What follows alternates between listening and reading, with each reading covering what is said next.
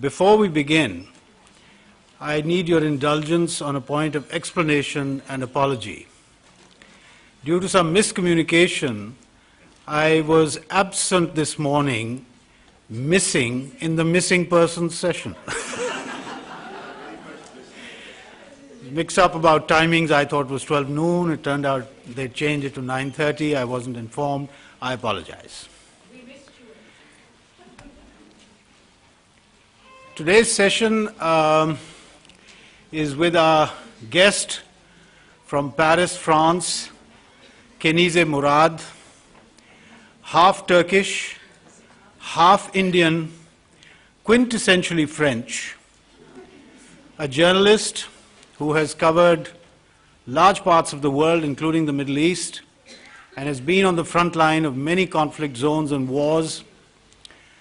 She's a published author, many books to her credit. She has been awarded membership of the Arts and Letters, Officer of the Arts and Letters in France, one of the highest literary awards. So we welcome Kanize Mourad to Lahore and to the Literary Festival.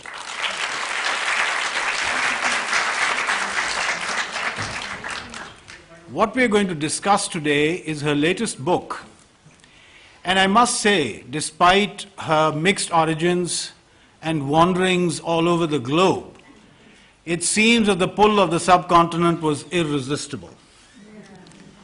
The book she has written is called In the City of Gold and Silver, The Story of Begum Hazrat Mahal. Now, Begum Hazrat Mahal was one of the queens of Awadh.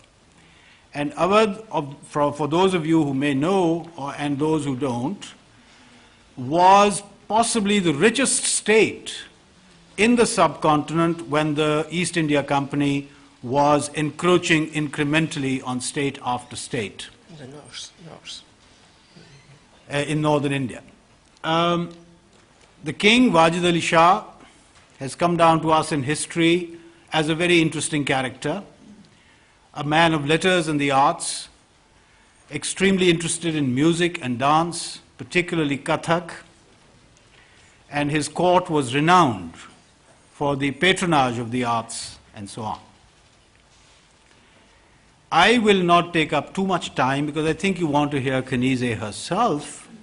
So the first question I'll put to her is, Kanize, a very diverse array in your portfolio, but what persuaded you and what impelled you, what brought you to write this book in particular? Well, I've known about this lady long ago. When I came to Lucknow for the first time, it was in the 60s. I came to Lucknow to meet my father. He was living there. And a very distinguished but rather poor gentleman was coming to see my father. And he was the great-grandson of Begum Hazrat Mahal. So you see, it seems so far. It's only 4 generations, in fact. And he was telling a lot about his great-grandmother, of course, and I was fascinated. And after that, I did not forget, but I did many other things. I became a journalist. I covered many wars. Then after, I wrote quite a few other books. And then some years ago, I thought of her, and I thought that she's so representative of what the best of the Muslim woman can be. You know, in these times, when, especially in the West, there is so much said about Islam, negative things about Islam, and such negative things about Muslim women, being submissive, being obedient, being under their veil, confined, not able to. So I felt that I wanted to write about her, this extraordinary woman. And that's also, and also I was feeling very unjust that she had been forgotten totally, because I have just come back now from a tour in India, 1 month's tour, where I've been from Delhi to Trivandrum, from Bombay to Calcutta, in 10 towns. And I can tell you, nobody knows about her, but in Lucknow, and part of Awadh, of course. Otherwise, nobody knows about her. She has been totally obliterated from history. And only one knows, of course, a lot about Rani of Jhansi. But Rani of Jhansi did much less than Begum Hazrat Mahal. Well, of course, poor Rani was killed on the battlefield after 5 months. But Begum Hazrat Mahal fought the English and kept the English at bay for more than 2 years. And in fact, one says that at the time, of course, she was not alone. There were great people like Tantia Tope, Nana Sahib, Maulvi Ahmadullah Shah, etc., quite a few great heroes. But she was the leader in Lucknow. And as you know, Lucknow was the very center of the rebellion, which is called today the First War of Independence. So I just want to read 2 lines of what the Times of London at the time said about her. Because there is very, very little said about her. It was very difficult, I will tell you after that. Anyway, the Times of London wrote, "The Begum of Awad shows greater strategic sense and courage than all her generals put together." So, which great. Anyway, so I felt that this lady, she had to be given a life again, and she's such an example, and she's such a motive of pride for all the Muslim women, and for all the women, and for also the Muslim men, I suppose. Anyway, so I wrote her life, and also it was not. This was a reason. Second reason, as I told, to show we know very well here about Muslim women leaders like the Begums of Bhopal, who are such great leaders. These four ladies who ruled Bhopal. Then we know about Razia Sultan. We know about so many Muslim ladies who were great leaders. But in the West, of course, again, they don't know. Another reason why I wrote it, because, you know, my title, which seems a little strange, maybe, is the City of Gold and Silver. In fact, Lucknow and Awad, it was a culture of gold and silver, as you may know, the Ganga-Jamni culture. Ganges, which is a golden river of the Hindus, and Yamuna, the silver river of the Muslims, coming more from Muslim regions. And they were crossing in Awad.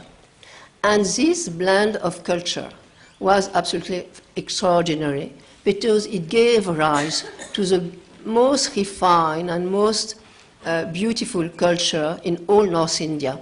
For 100 years, Lucknow, after Delhi, you know, became, you know, just Delhi was, the Sultan of Delhi had no power anymore. So all the artists, all the intellectuals came to Lucknow. And for 100 years, more or less, Lucknow was really the center of culture. And as much as architecture, beautiful architecture, poetry, music, refinement, cuisine, and all the manners, you know, about how when one comes, even today, when I say I'm coming from Lucknow, people say, oh, you must be so polite, you know, which I'm not. Anyway. But anyway, so I wanted to talk about this, which I will not use the name tolerance, because tolerance means one is accepting the other, you know, being nice to accept the other. No, it was not tolerance. It was conviviality. I mean, on the same plan, you know. I mean, really, there was no, as a Muslim, we are going to the religious ceremonies of the Hindus to the ceremonies of the Muslim. There was a real, and during the fight, I mean, Hindu and Muslim were fighting elbow to elbow. There was never a problem in that sense. So I wanted to talk today where there's so much intolerance and so much fight between different religious communities. I wanted to talk of this time where, you know, there was such harmony between religious community. Another reason, and I never forget that I've been a political journalist, is that what happened at that time really reminds you very much of what happens today. For instance, I give you an example. I found a sentence of the British governor of the time, and he says we must annex Awad because we must bring human values to these people. It is a fight of good against evil. This sentence is exactly the sentence of Bush when he wanted to take Iraq. It is a fight of good against evil. So, you know, Iraq was for the petrol, Awad was for the gold, Libya we know also, I mean, all the terrible things which are happening today, Syria, Libya. and in a way which is obviously not for human reasons at all. So I was interested to show that, and I also want just to read, and after I'll ask my friend Rashid to put some more questions, but I wanted to read just a little bit. I put this at the beginning of the book. It's a quotation of William Dalrymple. Maybe you read it. It's better. The lessons of the 1857 insurrection are very clear. No one likes another people conquering their territory, depriving them of their land, or forcing them to adopt better ideas under the threat of arms. In 1857, the British discovered what the United States are learning now. Nothing radicalizes a people so greatly or undermines moderate Islam to such an extent as an aggressive intrusion. This is my friend Willie Dalrymple. Now, just to put the issue in context, you mention in your novel that the British, the East India Company, had a treaty with Awadh, I think dating from 1801, if I'm not mistaken. Now, between 1801 and 1857, when the uprising actually takes place, what is going on? What is it that the East India Company is doing which would, bring the people to an insurrectionary state? Well, in fact, the British, at the beginning when the British came to India, they were quite interested in the Indian civilization, culture, and they were quite open. But then another kind of British came, and coming to make money. And they were quite, arrogant young officers. And the Indians who before, the Indian sepoy and the soldiers, who before, like their commanders, like their, found themselves to be constantly humiliated. Not only the sepoy, the whole population. The British were calling them niggers, and really acting and behaving in a terrible way. And more, the Indians who had accepted the British at the beginning came to resent their attitude, especially since the young English ladies, English girls, came to get married to these English officers. And they established rules of bienséance, how would you say, rules of behavior, good behavior. And then began the gap between the people, between the Indians and the British. And of course, year after year, the British were annexing states under any excuse, that the ruler was corrupt, that the ruler was unable, that there was no real heir, etc., etc. They were annexing state after state. In a few years, in fact, at the time in 1857, 2/3 of India had been annexed by British in these 40 years. And Awadh was the last one that they wanted because it was so rich. But Lord Dalhousie, who was the governor at the time, was writing, because there was a treaty with Awadh, a treaty of friendship, and Awadh could not be annexed unless the king of Awadh does something against the British.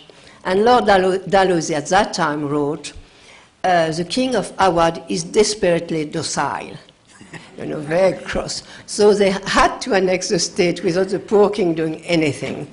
In fact, the king has been very much maligned because he tried at the beginning to do reform of the army, of the justice, etc., but he could not do, he was not allowed.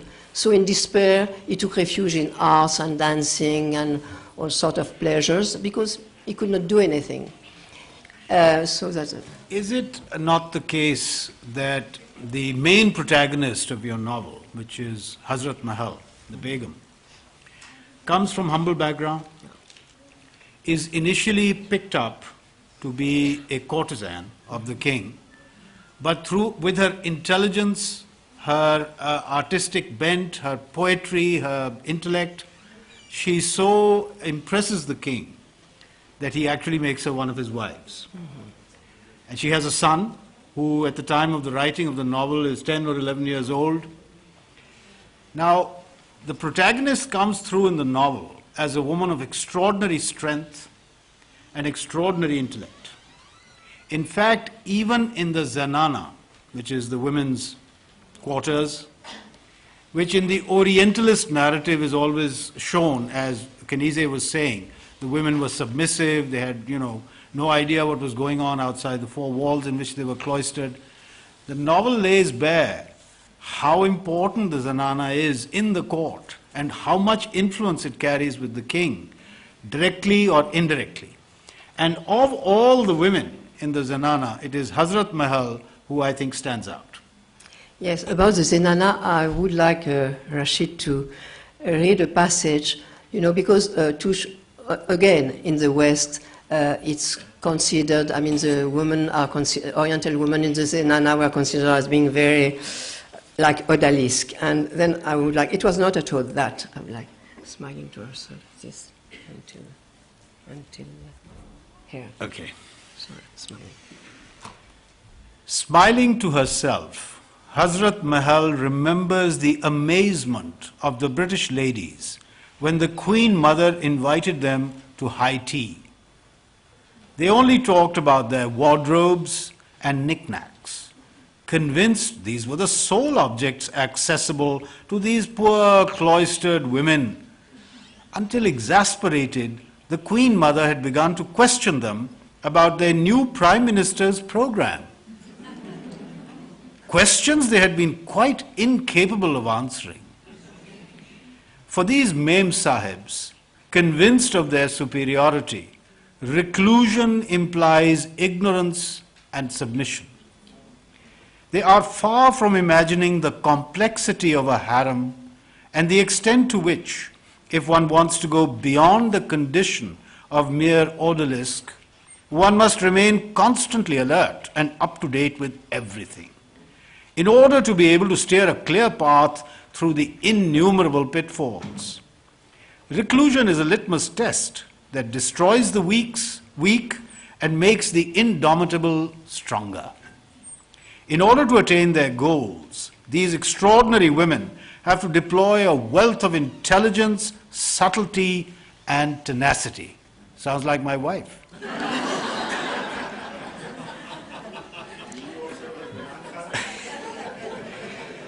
This is how Oriental women, these submissive creatures, whether shut up in a harem, confined to their homes, or hidden under their veils, generally control the person who imagines himself to be their lord and master. This is autobiographical.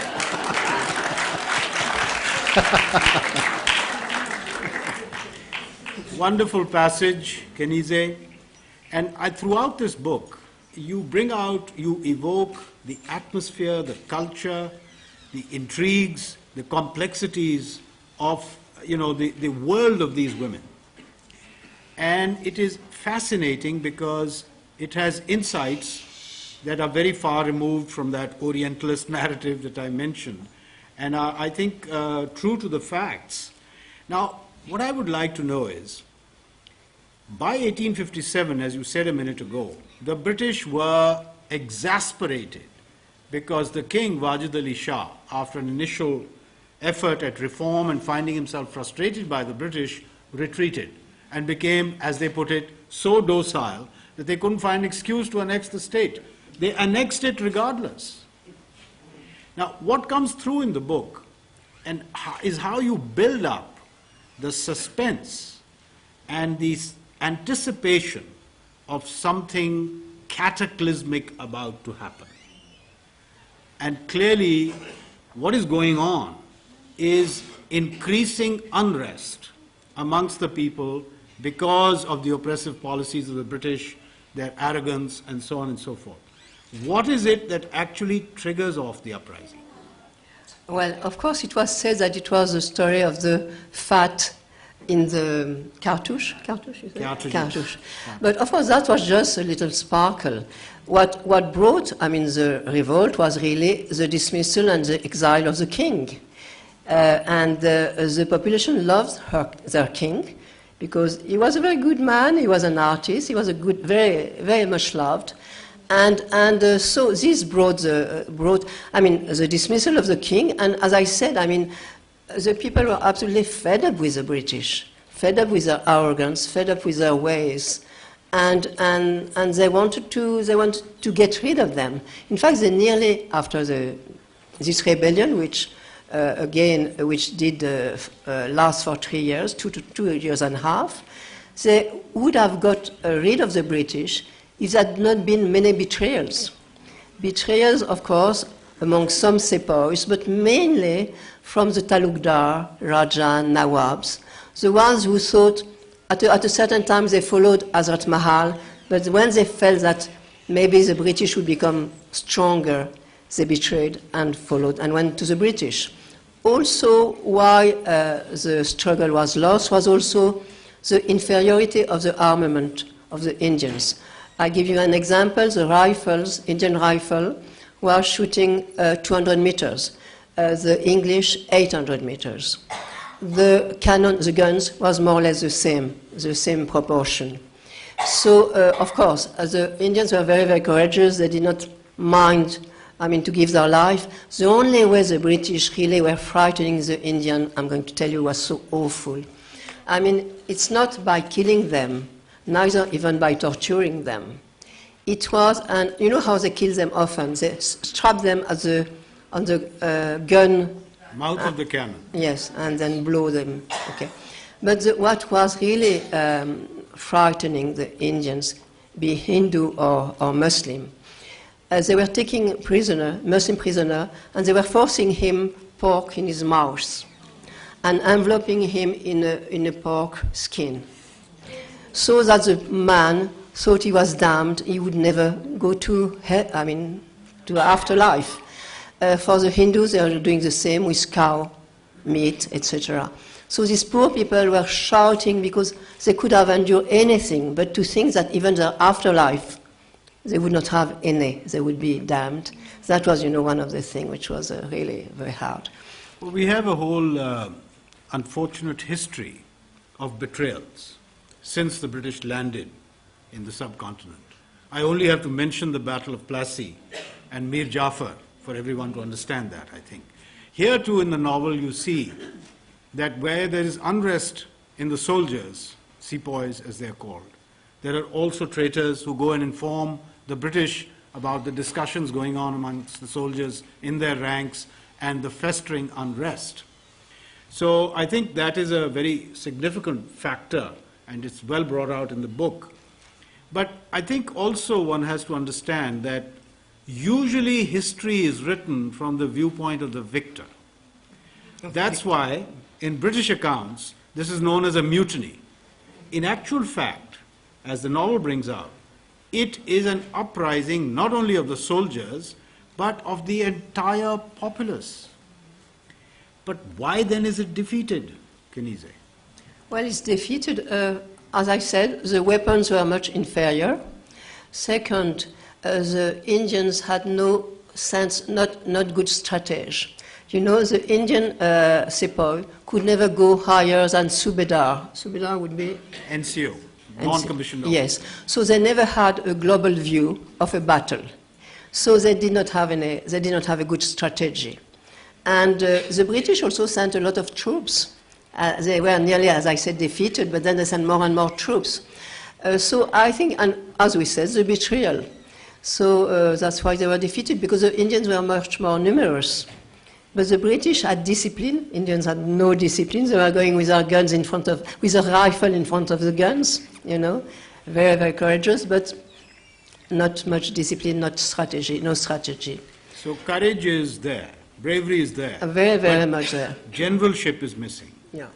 And it may not surprise you, or may surprise you to know, that despite the fact that after the British left, our Subedars went up the ranks and even became generals, we still don't have anything resembling generalship in Pakistan. So there's no guarantee that if you are elevated, you will necessarily become a good strategist. But regardless of that. I would like to say also how I wrote this book, because as we said, it's not a biography, it's a historical novel. It's very historical in the sense that all the historic facts are absolutely exact. I even have quite a few sentences from British Britishers or from the Indians, quotation. And I've been very, very careful to be very authentic. About the atmosphere of the court, etc., and of the Zenana, I had the privilege, if I can say, when I came to India at the age of 21, I was a student from La Sorbonne, student in sociology, psychology, very leftist, etc. I arrived in Lucknow, in the most traditional society one can imagine. And as my father was to stay in Lucknow, he had lost his fortune, he was telling me, well, in Lucknow you do what I want, because I don't want people to talk about my daughter. So in Paris you do what you want, but in Lucknow, what I want. And then I was put in the Zenana with women. I was in Perda, which was for me very interesting, because to me it was such an experience, and very, very interesting. And I spent for months and months, 6 months or more, I stayed in this only with women. When a man was coming in the house, I was sent to my room anyway, and then it was and it has not changed so much in the old families of Lucknow, who have lost their fortune, so we can't really go here and there and really stay home. Still now, there are some families like this. Still the same. I don't think there is, apart from the wealth, there's not much change since Begum Hazrat Mahal. I remember I've seen the old Begum of Mahmudabad. She was a very forceful and very lady, and very frightening to me, but it was exactly, the traditions, the respect, and her daughter-in-law was not allowed to go in the same time as the husband together, because that would not be bad manners, etc. All sorts of traditions which were the same. So I was lucky to live that, and so I could restitute that in my book, which I think otherwise I would not. If I had just been in Delhi or Bombay, in Indian society, modern Indian society, I wouldn't understand. I went, in fact, in Lucknow with my publisher 1 month ago, a young woman, and she was amazed. She said, I took her in 2 of these old families, and she said, my God, it's another world. I felt I was on another planet, totally, So that's how I could write, and when of course, I was not behind the curtains to know exactly what the Begum said, etc., etc. But knowing how these women were thinking, talking, etc., I could restitute.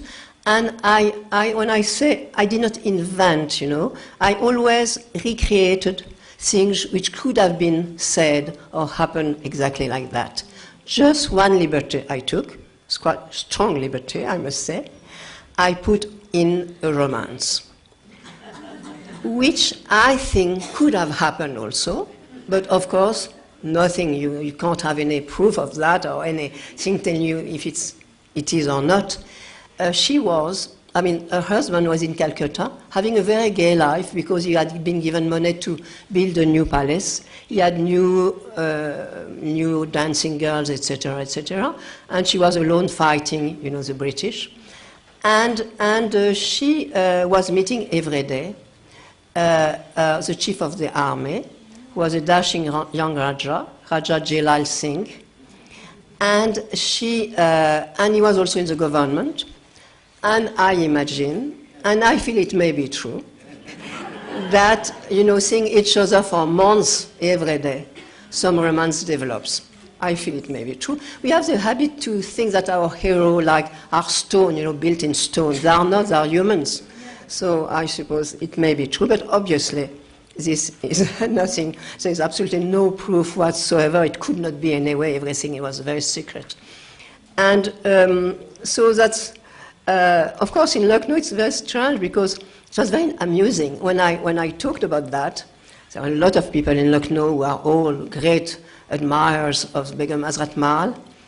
And I was talking about this, and a young woman stood up and she said, how could you do that? How bad? Da, da, da. She was very cross. And she said, Indian people are not ready to accept that. And the whole crowd shouted at her and said, of course we are ready to accept that. We are not so idiotic, Even people, quite, mature people or old people But so it was interesting to see that it was a young and seemingly modern woman who was not happy about it. Anyway. Poetic license aside, what would life be, let alone a novel, without romance? Hazrat Mahal's role in the uprising emerges, in a sense, in the vacuum that follows the departure of Wajid Ali Shah en route to Calcutta, en route to London to plead his case before the Queen Victoria. But he stops in Calcutta, pleads exhaustion, illness, and sends his mother and a delegation instead. Now, for all intents and purposes, he's then confined in Calcutta. Am I right? He's not able to return. No, he can't go back. He can't go back. So there's a vacuum of leadership? Yes, of course. And that is filled by, amongst others, Hazrat Mahal. Yes. What is her role? The role is very important. When the Sepoy decide to revolt, they need at least a figurehead who would be from the royal family. It has to be a son of the king. So they go to see the wife of the king. In fact, Raja Jalal, who is their chief, goes to see the Begums and ask which one would like to have her son crowned. They are all frightened. Only the youngest one, who is 25, Hazrat Mahal, says, I will. Her son is 10 years old. So the son is crowned, but Hazrat Mahal shows, I mean, she's not at all, she reveals herself not at all a figurehead or a symbol. She's very strong and she wants to take part in every decision. So she will be taking part in military decision. She will be also a ruler, a real ruler, having tax come back, making laws for the poor. She never forgot that she was from modest origin, and she made a law so that the poor would have subsidized food, and that the black marketeers should be hanged. And also, I mean, she made quite a lot. She became, I mean, with time, this young woman she became quite a tough leader. And when after 9 months, the British could take Lucknow, after having tried 3 times, they finally had a huge army and they could take Lucknow, she fled. By the way, there is in the English papers, there are letters about her leading battles on the elephant. And when Lucknow falls, she leaves with her army on horseback, and they leave towards the north. And there, for 1 year, more than 1 year, she's going to do guerrilla warfare, hit and run guerrilla, against the British. They take a town, they leave, she takes the town back.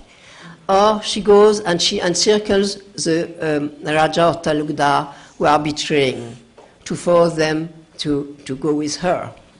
And she's becoming a real leader. But little by little, that lasts for about 1 year. The British, as I said, are nearly wiped out. She's not alone, of course. She's helped by these great leaders like Tantia Tope, as I said, and Ahmadullah Shah. But then, after some time, she's pushed towards the Terai, near the Nepal border. Her army is massacred. There are the fevers in the Terai, which is a... And then she never wants to, the British offer her all the honors and wealth and title if she acknowledges that if she renounces her son rise to the throne. She refuses, and then she finally goes to Nepal, where she's a virtual prisoner of the Maharaja there, and she will die in Nepal at the age of 48. But as before she can see before she dies, she can see the beginning of the freedom struggle in India. And I would like maybe Rashid to read this from here until here. Okay. The British have re-established their authority. However, India is changing. Whatever they do, the insurrection has sown seeds, and Hazrat Mahal will have the joy of seeing them flourish before she dies. In Bengal, during the 1870s, the intelligentsia is fighting for the peasants oppressed by the British planters. This is the Indigo Revolt. The elite also launched movements against the censorship of the vernacular press and against racial discrimination before the courts.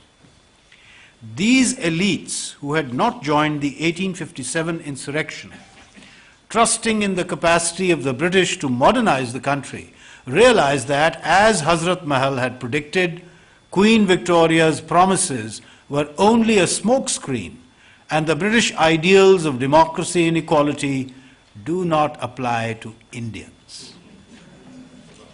You know that after the revolt was crushed, East India Company was disbanded, its rule ended, and Queen Victoria became the Empress of India. Now, the next 90 years, from 1857 to 1947, are a very, very interesting period in our history, because we can see that despite crushing the insurrection, political movements arise. But what is significant about these political movements, in my view, is that unlike up to and including the 1857 war, when Hindus and Muslims fought together, you now begin to see, especially in the last quarter of the 19th century, the first seeds of communal divides. And you know, yes, about that, I found, it's not here, but I found when I was doing research, I found a letter from a British governor sending letters to all the chief commissioners in all the states and provinces, telling, because they had been trying during the Sepoy revolt, they had been trying to divide. I got proof that they were sending money in different places to bribe, people. But they could not. I mean, nobody accepted at the time. And then they found that it was, they had to divide Hindus and Muslims. So the books in this letter, the Governor General says, the history books have to be written in such a way to show that the Muslim has always persecuted the Hindus, and the Hindus have always massacred the Muslims. You know, it was a policy. There's a letter. It was a policy after '57 to divide, so that this does not start again. Well, that's a very interesting and very resonant fact for us, because we know what ensued. We know that the subcontinent was divided amongst great massacre and bloodshed, communal lines, and so on. But I think also what comes through in your novel, I don't know if it was intended or not, what comes through is when you describe that order, the monarchies, the aristocracy, the talukdars, and their behavior. Not always positive, as you said, there were traitors, there were collaborators. Despite the fact that in your novel you mention the fact that when the insurrection breaks out, a contingent of soldiers and people rushes to the king in Delhi, Bahadur Shah Zafar, and they declare him the king of India. Of course, it didn't last, we know. And this Bahadur Shah Zafar, as we all know, was also a man of letters and poetry and so on, but not very effective beyond the confines of the Red Fort and his palace. And here suddenly the insurrection thrusts him into a position where perhaps he's a bit uncomfortable. I think what is interesting also is what happens, as I said, after the insurrection is defeated. In the case of Hazrat Mahal, as you mentioned a minute ago, she retreats with the army to the Terai, which is a swampy region and very hostile to anyone who lives there, and eventually ends up virtually a prisoner in Kathmandu, where she died. I was mentioning to Kanize yesterday that it's come to my knowledge that there is a Muslim community in Kathmandu descended from Hazrat Mahal and her contingent there. Still exists. Very interesting fact. So, I mean, the point here is that through the medium of a novel, And this is my question to you. Was it because your research proved how difficult it was to really put the facts together, put the picture together? Because, you know, we picked up a lot of bad habits from the British. One good habit we never picked up is archiving. We are bad archivists. The British were meticulous. You know, their gazetteers still stand out. So was it difficult in your research to really get to grips with the story? Is that why you chose the novel? Yes, it was very, very difficult. I went in all the libraries in England, Oxford, Cambridge, London. There was a lot, of course, about the mutiny, what they call the mutiny, always seen from the point of view of the British, of course, but nothing about Hazrat Mahal. I think they did not like, apart from these few lines, anyway, they did not like too much to recognize the importance of a woman who kept them at bay for so long. But also, I went to Delhi. In Delhi, there was about nothing about her. I found most of the thing in Lucknow, and really some in the library of Lucknow, but very little. In fact, it's the first book written about her. I found some small booklets in Urdu, but most praising her without much facts, you know. I mean, in some chapter, in some books, there were some facts, some things. What I found more, it was in what is called, in fact, it's the mutiny papers, which had been collected by the UP government in 1957, the centenary of the so-called mutiny. And it is an exchange of telegrams between the British military with all the details about the military conduct and about what's happening there. And there I found quite a few things about her, what she did, the battle she participated, how she also made some laws, etc. But more than everything I found, I went to see all the old aristocratic families of Lucknow, whose ancestors had been fighting along with the Begum against the British. And I had this, it was from oral tradition. They all told me a lot of stories which the ancestors had told them. And mainly the Mahmudabad family, for instance, because the Raja of Mahmudabad at that time was the right hand of the Begum. When she had to leave, she left with him. She's first stop in Mahmudabad.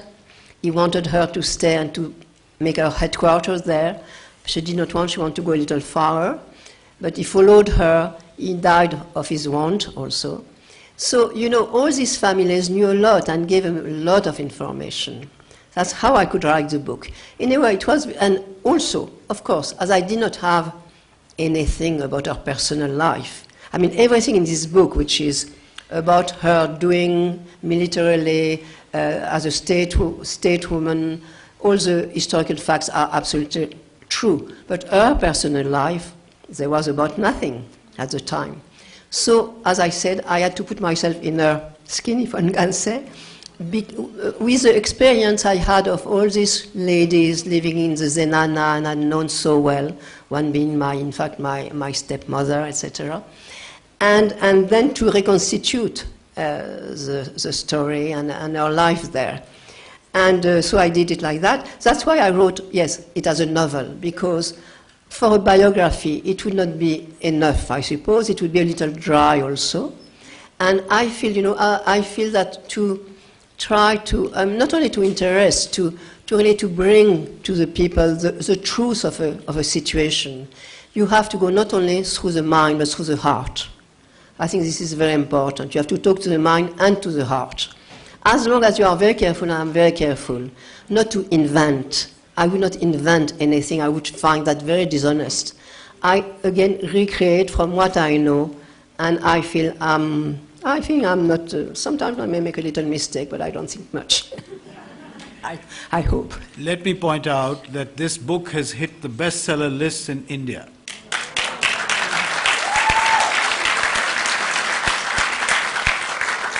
And as Kanize has pointed out, because of the relative scarcity of archival material, she had to rely on what is still a living reality in the subcontinent, our oral tradition.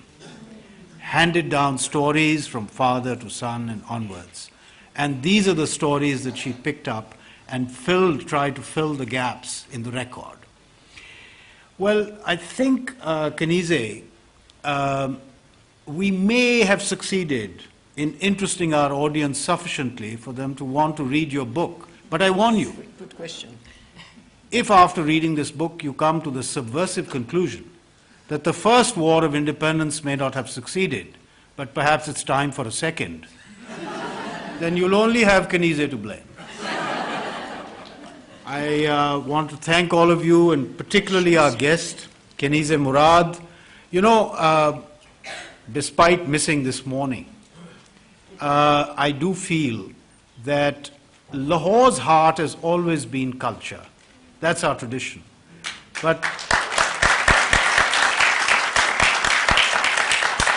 But in recent years, it's been under siege from narrow-mindedness, intolerance, and extremism. This festival is reclaiming our rightful space. May it live long, and may it become a regular feature of the cultural calendar of Lahore. Thank you very much. If there is any question, yes, question. I know your background. Tell me, I've just come from Istanbul and the Topkapi Museum. Was there a Hazrat Mahal in the harem of the Khalifa? Never. She was in India. No. What do You you don't say? understand my question. Was there another Hazrat Was Mahal? there a person, a lady, the equivalent of Hazrat Mahal in the harem? You should know. Well, of course, there's a famous Roxolane Hurrem. She was a very, but no one ever led a war, never. The ladies, Roxolane, for instance, was the wife, the very beloved wife of Sultan Suleiman, was leading through intrigues and all sorts of things like that. She was very intelligent. She was from Ukraine, in fact, and she was leading the kingdom, but through Suleiman. I mean, by influencing him. There was not one lady in the Turkish harem who really led the state. No, my question is not about the Suleiman the Magnificent. I'm thinking of the last of the Khalifas, where your mother was the princess of the last one. Yeah. Now you tell me, was there a Hazrat Mahal at that stage when Turkey was in turmoil? No, not at all, not at all. What happened with? There was no such Hazrat Mahal. No, there was none. No, there was none. But in the Turkic world, not among the Ottomans, in the Turkic world at large, there were a lot of ladies leaders.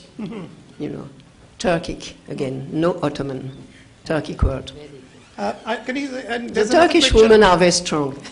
I'd like to ask another question. Did you also have reference to the Begum of Awadh's case which took place in Parliament? And was Hazrat Mahal mentioned in those proceedings? You know, there was this famous case which went to Parliament on the where the Begums of Awadh went to the English Parliament. Oh, and yes. They said You mean when the wealth Queen had been stolen? Sorry? That their wealth had been stolen. It's in the parliamentary records of the English Parliament. It's called the Begum of Awadh's case. Oh. Did you have reference to that? No, I don't. But I know I write when the treasure was stolen by the British. But I don't. I just talk of what was happening in India. I don't talk of what was happening then in England. Fair enough. No, I don't write about that. Fair enough. Because I was wondering whether Hazrat Mahal was mentioned in those parliament cases. But you know, most of the jewels of Awadh were fantastic jewels. Hazrat Mahal took a part of them with her in her flight, and she took them to Nepal. But she knew that they have been taken by the Prime Minister of Nepal at that time. And now the beautiful jewels which belonged to the royal family of Nepal, many of them are from Awadh. Questions? Hi. I have a comment slash question. It's like basically about, how it's really, I find it very admirable that you brought out a historical narrative to light that can actually help us in the contemporary issue of third world feminism. Because honestly, I hadn't exactly heard of Hazrat Mahal before like yesterday. So it's like, I find it very admirable that you brought such a narrative to light. So I just wanted to ask you your view on, using such examples from history in contemporary issues, for example, like feminism, as I said. No, I think she's an example. What else can I say? I am not sure I understand your question. I think she's an example. I think when one reads about her, she's very inspiring. And today, I'm sorry to see that, there is all a narrative about Muslim women who should stay veiled at home doing nothing, which is really wrong, goes against what is really Islam. So, and in this... Read the novel. I think you will find enough inspiration for feminism in the East or West. And she says, yes, absolutely. And she's telling, I wanted to read that. Anyway, she's telling that the people, that Islam was such an improvement for the women at the time. It was a very progressive. It gave women rights that they had nowhere, as we know. And after, how is it that today, what was an instrument of liberation of the woman has become the interpretation, of course, has become an instrument of oppression. So the interpretation that some people have today is absolutely goes totally against the spirit of Islam, totally. So it sticks to the letter and goes against the spirit of Islam. So it's totally wrong. I'm just wondering, did you have a chance to go to Nepal and visit the grave? No, I did not. Did you? Because I have seen it. Okay. About 15 years ago, and I kept that in my head, and I was just fascinated with the lady, but I was so upset to see the condition of the grave. I almost really cried, and I'm a writer. I wrote a book, and in that I mentioned a chapter about the grave. So I was just wondering, did you have a chance to see that? No, It's not in a good shape, and now I know. it must be even worse. I know it's terrible. I've seen photos, and I talked to the Minister of Culture in India. He came to one of my talk, and he said, "Well, send me documents. We'll see if we can talk to Nepal government sometime to see that something should be done." Maybe. Sounds like normal bureaucraties. Nothing will get done. Yeah, that's sad. Any more questions? Comments? Anything? Hello. Sorry? Sorry? There's no micro around? There's no micro to give to... Mike? There is no mic? Sorry, can't hear you.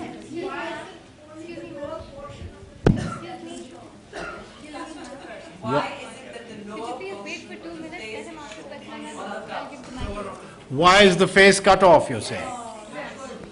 Well, I it's don't better know. than her head being cut off, which was a possibility. No, I think it has been done by the publisher. I find it's a beautiful cover, and I find it gives a sense of mystery, a sense of... I like the cover. It was not my doing, but I think it's quite beautiful. Hello. Okay. Hello, Rashid. Yes. How are you? Yes. I have two questions about who we choose to remember and why do we remember them. Related to your book. When I read about the book in Dawn, you have also mentioned that this is the first book written about Hazrat Mahal.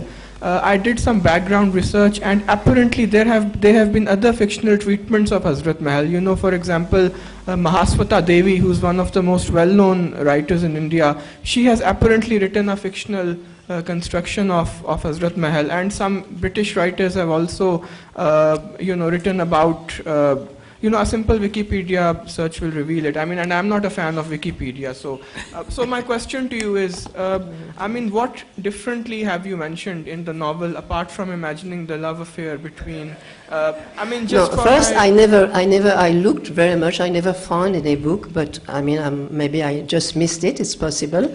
I just found, as I say, small booklets in Urdu, which were more of praise and giving some details, interesting details, but not. So, no, I did a lot of work on that book. I'm not saying that, I'm just no, clarifying. But then I have not read the book you said. I never found it.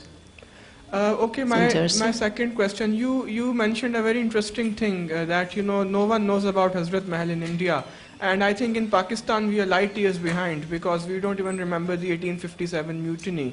And when the 150th anniversary of the mutiny was held, I mean, what is interesting is that in India, I mean, we have not made a memorial to that uprising, but there's this trend of films which has caught on. I mean, period films, for example. There's a film about Mangal Pandey, who was the first soldier who fired the shot. There's a film about, I mean, it's interesting, Ketan Mehta is making another film about Hazrat Mahal. I don't know if you know about it. So, is there a film about Hazrat Mahal? Yeah, he's going to make it, apparently. Somebody is going to make it. Ketan Mehta, yeah. Where, in India? Yes, yes. So my question is, how we choose to remember. I mean, don't you think there's a selective politics of memory working here, because we don't choose to remember the 1857 mutiny, we don't raise a memorial to it, but yet, in India there's a whole trend of period films which are catching on, which selectively choose to remember all these figures. So what do you have to say about this selective remembrance? Well, I just said that in India, I mean, maybe there's a film being done, I don't know, but I mean, there was nothing about Hazrat Mahal, and I can tell you I toured India for 1 month, and apart from Lucknow, nobody knew about Hazrat Mahal. And they were very interested, in fact, very, very interested. There was a film made in India on Wajid Ali Shah and the annexation of Awadh. I think Amjad played the king. Yes, I don't remember the title. But let me intervene and try and see if I can add something to the answer to your question. You talk about remembering and collective memory. We in Pakistan are unable to rename Shadman Chowk as Bhagat Singh Chowk. Yes. Need I say more?